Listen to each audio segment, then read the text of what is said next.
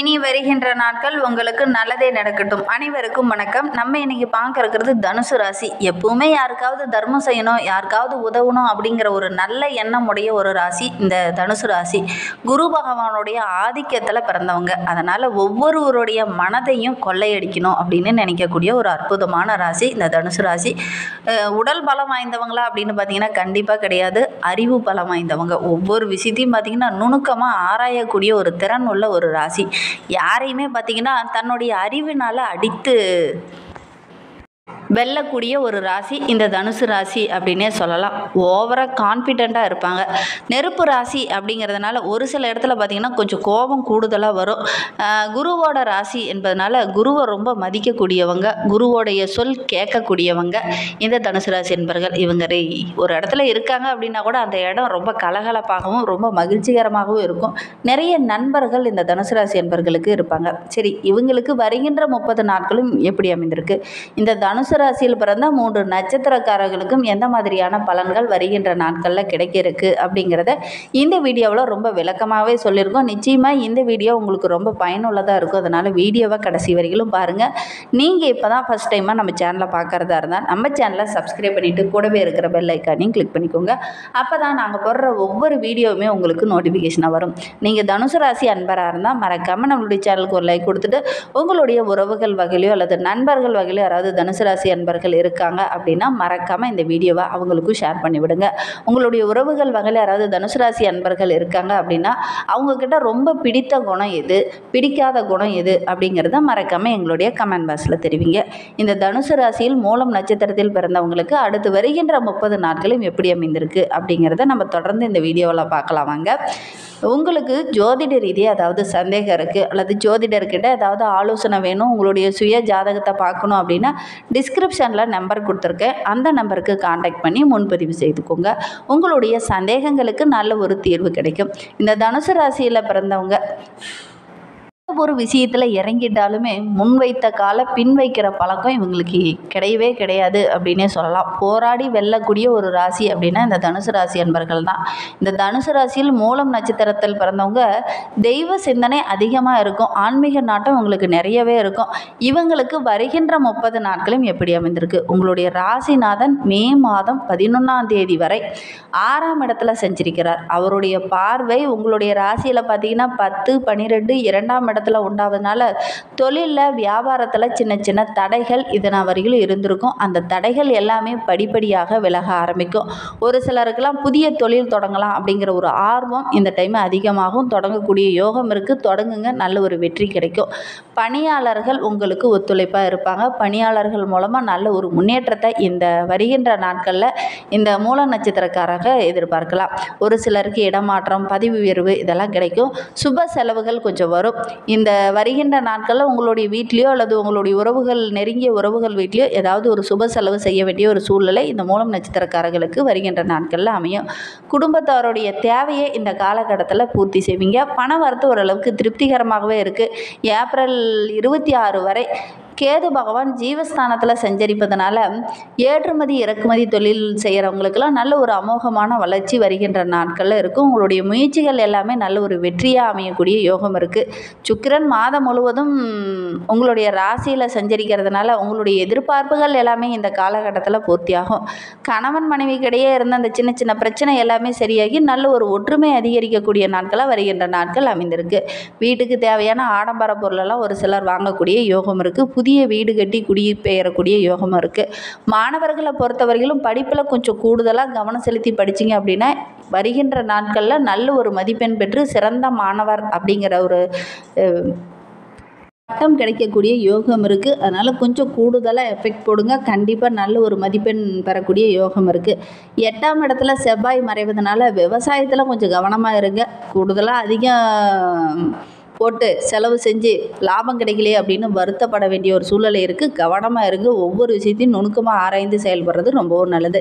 ஒரு சிலர்லாம் இடம் வாங்கலாம் அப்படின்னு முயற்சி பண்ணுவீங்க. வாங்கக்கூடிய யோகம் இருக்குது. முயற்சி பண்ணுங்கள். பத்திரப்பதிவு செய்யும்போது மட்டும் கொஞ்சம் கவனமாக இருந்துக்கிறது நல்லது. அந்த பத்திரங்கள்லாம் படிக்கும்போது ஒரு முறைக்கு 2 முறை படித்து பார்த்துட்டு அதுக்கப்புறம் நீங்கள் கையெழுத்து போடுறது ரொம்பவும் நல்லது. அவசர வேலைக்காக இந்த டைமு டக்குன்னு முடிவு எடுக்க வேண்டாம். எந்த ஒரு முடிவு எடுக்கிறதா இருந்தாலும் உங்களுடைய வீட்டில் இருக்கிற பெரியவங்க கிட்ட கொஞ்சம் கலந்து ஆலோசிச்சுட்டு அதுக்கப்புறம் முக்கிய முடிவுகளை எடுக்கிறது நல்லது. அவசர முடிவு வேண்டவே வேண்டாம். இந்த காலகட்டத்தில் அவசர முடிவு ஆபத்தை தரும். அதனால் முடிந்த அளவுக்கு அவசர முடிவுகளை கொஞ்சம் தவிர்க்கிறது நல்லது. வருகின்ற நாட்களில் உங்களுக்கு சந்திராஷ்டமம் அப்படின்னு பார்த்தீங்கன்னா மே மாதம் 3, 4ஆம் தேதியெல்லாம் உங்களுக்கு சந்திராஷ்டமம். அன்றைய தினம் நீங்கள் புதிய முயற்சி எதுலையும் ஈடுபட வேண்டாம். வருகின்ற நாட்களில் அதிர்ஷ்டமான நாள் அப்படின்னு பார்த்தீங்கன்னா ஏப்ரல் 25, 30, மே 7, 12 ஆகிய நாட்கள்லாம் உங்களுக்கு அதிர்ஷ்டமான நாட்களாக அமைந்திருக்கு. இந்த மூல நட்சத்திரக்காரங்க செல்வ கணபதியை வழிபட்டுட்டு வாங்க. உங்களுடைய செல்வாக்கு படிப்படியாக உயரும். நம்பிக்கையோடு செல்வ கணபதியை வழிபடுங்க. பூராடம் நட்சத்திரத்தில் பிறந்தவங்களுக்கு வருகின்ற 30 நாட்களும் எப்படி அமைந்திருக்கு அப்படிங்கிறத பார்க்கலாம். கடந்த 1.5 காலமாக சுகஸ்தானத்தில் சஞ்சரித்து வந்த ராகுவால் சின்ன சங்கடங்கள், பிரச்சனைகள் இது எல்லாம் இருந்திருக்கும். ஏப்ரல் 26 முதல் உங்களுடைய முயற்சி ஸ்தானத்தில் சஞ்சரிப்பதனால நல்ல ஒரு முன்னேற்றத்தை நீங்கள் எதிர்பார்க்கலாம் அப்படின்னே சொல்லலாம். நினைத்த வேலையை கரெக்டான டைமில் செய்து முடித்து நல்ல ஒரு பாராட்டும் இந்த காலகட்டத்தில் நீங்கள் பெறுவீங்க. தடைப்பட்ட வேலையெல்லாம் இந்த டைமு நீங்கள் கொஞ்சம் கூடுதலாக முயற்சி பண்ணுவீங்க. அது எல்லாமே உங்களுக்கு வெற்றியாக அமையக்கூடிய ஒரு யோகமான நாட்களாக வருகின்ற 30 நாட்களும் அமைந்திருக்கு. பணியிடத்துல கூட கொஞ்சம் இழுபறியாக இருந்த ஒரு வேலையை இந்த டைமு நீங்கள் முன்ன நின்று செய்வீங்க. அதனால் அந்த வேலையை கரெக்டான டைமில் செய்து முடிக்கிறதுனால நல்ல ஒரு பதவி உயர்வு, இடமாற்றம் இதெல்லாம் நடக்கக்கூடிய யோகம் இந்த பூராட நட்சத்திரக்காரர்களுக்கு வருகின்ற நாட்களில் அமையும். கடந்த கால நெருக்கடிகள் குறையும். உங்களை பற்றி யாரெல்லாம் குறை பேசினாங்களோ, உங்களை பற்றி யாரெல்லாம் எதிராக செயல்பட்டாங்களோ அவங்களே இந்த டைமு பாராட்டுவாங்க. அவங்களுடைய நட்பும் இந்த டைமும் உங்களுக்கு கிடைக்கும். இருந்தாலும் கொஞ்சம் கவனமாகவும் எச்சரிக்கையாகவும் நீங்கள் செயல்படுங்க. உங்களுடைய செல்வாக்கு படிப்படியாக உயர ஆரம்பிக்கும். நல்ல ஒரு தன்னம்பிக்கையும் தைரியம் உள்ள ஒரு நபராக இனி இந்த பூராட நட்சத்திரக்காரங்க வலம் வர போகிறீங்க. 3ஆம் இடத்துல பார்த்தீங்கன்னா சனி பகவான் ஆட்சியாக சஞ்சரிப்பதனால உறுதியாக செயல்படுங்க.